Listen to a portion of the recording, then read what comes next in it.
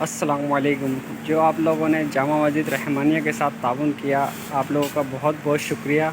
मज़ीद अगर करना चाहते हैं तो ये अभी हमारी पैकिंग जारी है। इंशाअल्लाह कल रात में ये सारा सामान निकालेंगे।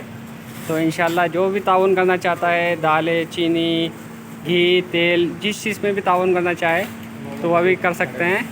और इमाम साहब भी हमारे साथ में हैं माशाल्लाह। मस्जिद में तशरीफ ले आए। मस्जिद में जो तावन करना चाहते हैं वो रहमानिया मस्जिद में रोई होटल पर तशरीफ ले आए। पैकिंग का काम आपके सामने सब राशन पैक हो रहा है। हाँ, मस्जिद में आ जाओगा 2 मिनट के लिए। हमें तो पैकिंग हमारा होगी। प्रोग्राम ये बनता है इसको पैक करने का।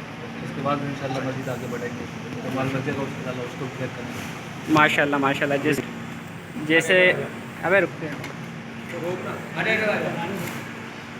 जैसे आप लोगों ने सुना इमाम साहब के 100 कट्टों का हमारा प्रोग्राम है माशाल्लाह। और ये देखें आप लोगों ने जो हमारे को कपड़ा वगैरह में दिए हैं वो भी हैं। और काफ़ी चीज़ें हैं माशाल्लाह। भी मैं आपको और भी दिखाता हूँ। ये पानी की बोतलें हैं, कार्टन है और